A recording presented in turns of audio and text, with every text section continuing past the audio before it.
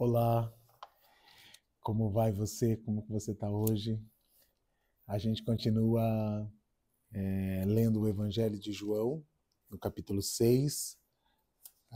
Quem tem acompanhado a leitura sabe que esse é o capítulo que Jesus faz menção à Páscoa, era a época da Páscoa. Começa com a multiplicação dos pães, depois Jesus anda sobre as águas, multiplicações dos pães que a gente associa diretamente ao maná, que foi dado no deserto para os filhos de Israel. E depois Jesus caminha sobre as águas, que a gente associa diretamente à abertura do mar sobre as águas e os novos significados.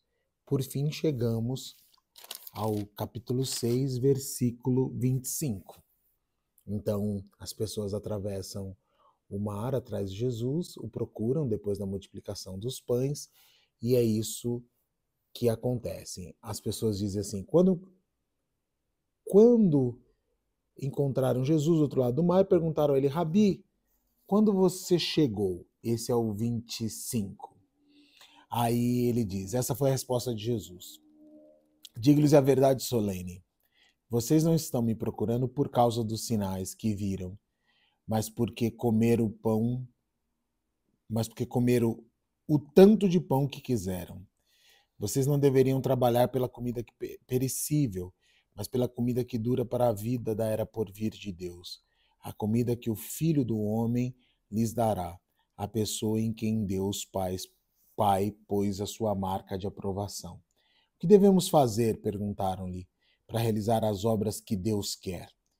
Esta é a obra que Deus quer de vocês, respondeu Jesus, que creiam naquele que ele enviou. Pois bem, disseram eles, que sinal você fará para que possamos ver e crermos em você?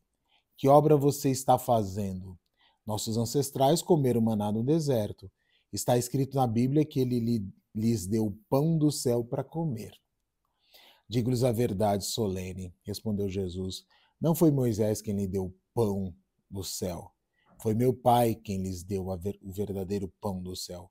O pão de Deus, como sabem, é o que desce do céu e dá vida ao mundo. Mestre, disseram eles, dê-nos esse pão, dê-nos sempre. Eu sou o pão da vida, respondeu Jesus. Todo aquele que vier a mim jamais terá fome. Todo aquele que crê em mim jamais sentirá sede. Bem, Jesus está aprofundando aqui os significados todos, né? As pessoas comeram pão, elas foram alimentadas e, e elas voltam, e elas voltam, e elas logo que são alimentadas tentam tomar Jesus como rei. Lembram disso? Que eles tentam tomar Jesus como rei e colocar Jesus como rei, e agora Jesus se afasta deles, foge deles, e eles reencontram Jesus. E eles reencontram Jesus e Jesus diz, olha, vocês estão me procurando por causa dos sinais que viram, porque não por causa dos sinais que viram. Olha só, eles não estão olhando para os sinais de Deus. O que são sinais? Sinais são diferentes de milagres. Os sinais são um apontamento, é como se fossem sinais. Sabe sinais que a gente sabe de trânsito? Ó, tá indicando para lá, tem uma indicação. Vire à esquerda, vire à direita, caminhe em frente, vá em frente. Como esses sinais mesmo. Olha, vocês não estão atrás de mim por conta dos sinais, para o lugar que Deus está apontando. Vocês estão porque vocês comeram muito pão e vocês querem comer mais. É por isso que vocês estão atrás de mim. E ele diz, vocês deveriam trabalhar pela comida, não pela comida perecível, mas para aquela que dura para a era por vir.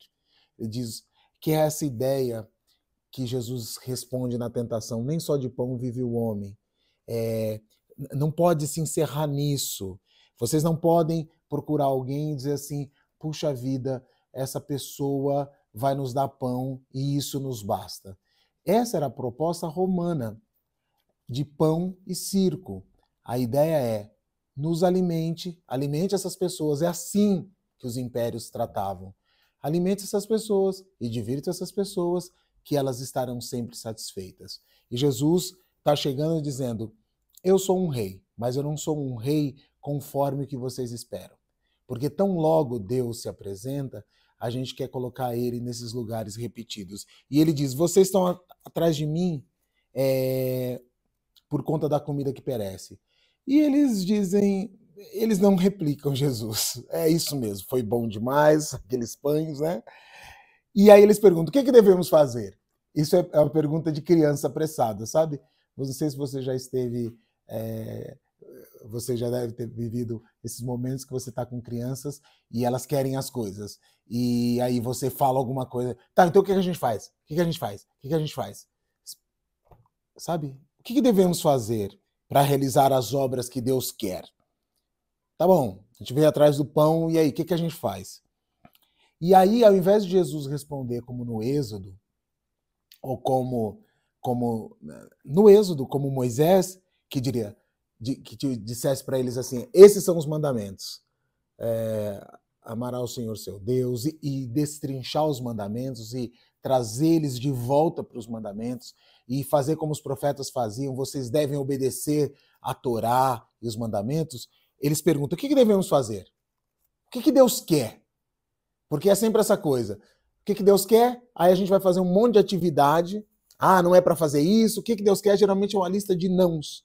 Não faça isso, não faça aquilo outro. Tudo bem, a gente vai dando conta. Então a gente vai fazer. Fica tranquilo que a gente vai fazer. A gente quer lidar muito com demanda.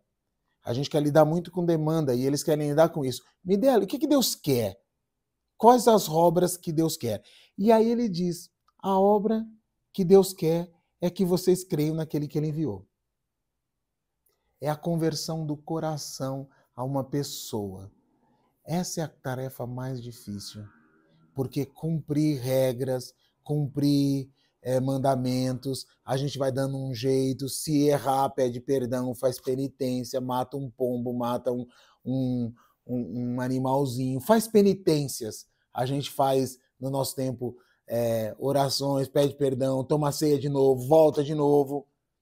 Ele, sabe que a obra que Deus quer que você faça? Não tem nada que você possa fazer a não ser crer naquele que enviou, que é converter, olhar para mim e reconhecer que Deus está agindo em mim, que eu sou o sinal de Deus. Pois bem, disseram eles, que sinal você fará para que possamos ver e crermos em você? Jesus não tinha feito a multiplicação dos pães, não tinha andado sobre as águas, isso não era suficiente. Eles queriam talvez algum sinal militar. Vamos marchar sobre Jerusalém, talvez alguma coisa como Josué, que vamos dar as voltas no muro de Jericó até que as muralhas caiam. Alguma ação, o Senhor vai fazer um negócio que nos convença. E aí eles chegam no ponto, porque é isso que Jesus faz. Uma das profecias, a profecia de Simeão, quando Jesus é apresentado no templo, é essa, que Jesus iria revelar os corações deles. Jesus ia trazer confusão e revelar o coração.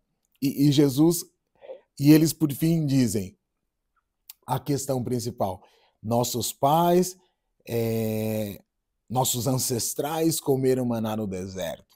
Está escrito na Bíblia que ele deu o pão do céu para comer, que ele lhes deu o pão do céu para comer. Ou seja, volta para a questão. Você vai fazer o quê? Já está regulando aí, fez uma multiplicação só, já está regulando fazer outra multiplicação. E Jesus para eles, eu digo a verdade, não foi Moisés que deu o pão do céu. Vocês pensam que as coisas vêm do grande líder, do líder de vocês. Foi meu pai que lhes deu o verdadeiro pão do céu. E o pão do céu sou eu. Esse que desce do céu e dá vida ao mundo. E eles disseram, dê-nos desse pão, dê-nos sempre. Aí ele diz, eu sou o pão da vida. Respondeu Jesus. Todo aquele que vier a mim jamais terá fome, todo aquele que crê em mim jamais sentirá sede. Veja, você imagina que para a gente pensando isso hoje, já é, eu diria, confuso, angustiante. Você imagine para eles, porque o que Jesus está dizendo a eles é, olha, nesse tempo, o que Deus está pedindo para vocês é que vocês olhem para mim, que vocês vejam que eu sou a manifestação de Deus e que eu mesmo sou o pão vivo que desceu do céu. Eu sou. É um dos primeiros eu sou aqui de João, mas nós teremos outros eu sou. Eu sou o pão da vida. No começo do livro, ele é o verbo que se fez carne. Agora ele diz, eu sou o pão da vida, eu sou a nutrição da vida de vocês. Para mim, isso é muito importante, muito sério, porque o que Jesus está ensinando para a gente é, vocês precisam me comer para se transformarem em mim. Vocês precisam comer o pão que desce do céu e que dá vida ao mundo, para que vocês não tenham mais fome. As pessoas deixarão de ter fome física e de novo terem fome? Não, elas deixariam de ter sede? Não, não deixariam de ter sede. Do que ele está falando, então? Do que ele está falando? Porque é bem confuso pensar do que ele está falando. Ele está dizendo para a gente que fome é mais que um estado físico e que sede é mais que uma necessidade física. Que fome e sede são dessas necessidades que transcendem a própria corporalidade e que colocam a gente nos lugares de sujeição, nos lugares de servidão, que transformam a gente em sub-humano, que faz com que a gente diga assim, você vai me dar comida? Então você manda na minha vida. Você vai me dar água? Então você manda na minha vida. A gente deixa de ser gente. Jesus está dizendo, olha, essa condição é de não gente, porque e é engraçado que Jesus, quando se encontra com a mulher à beira do poço, ele também diz para ela, se você beber da água que ele der, você nunca mais vai ter sede. Ela vai ter sede, ela vai ter sede física, mas ela não será mais consumida pela necessidade. A vida dela não estará mais consumida a vida dela não estará mais sujeita à necessidade de sobrevivência. É disso que se trata. Olha, a minha vida está organizada pela minha necessidade de sobrevivência. Eu só sou esse corpo que sofre a própria vida. Eu sou um corpo que sofre. E que se alguém disser, você quer água? Volto para a tentação do deserto, que está muito na minha cabeça. Você quer água? Você está com sede? Você está com fome? Eu transformo essas pedras em pão. Transforma essa pedra em pão. É quando a gente deixa se transformar humano conforme Jesus, é a gente encarnar, a gente comer, se nutrir do que ele é, para se transformar no que ele é, para que a fome não determine mais a gente. E para que a sede não determine mais a gente. Que a gente entenda que ser gente não é só responder às nossas necessidades. E a gente não precisa, a gente não deve, uma vez comendo Jesus e bebendo Jesus, a ideia é que a gente fique saciado. Por quê? Porque ele sabe que a vida dele mesmo está em Deus, que ele veio de Deus, ele volta para Deus. E ele também é aquele cujo corpo foi ressuscitado, que nos garante também a ressurreição. Então, quando Jesus está dizendo, eu sou o pão da vida, quem me comer não vai ter fome, e quem me beber, quem crê em mim jamais sentirá sede, ele está apontando para um lugar de transcendência dessa condição subhumana de servidão. Amém.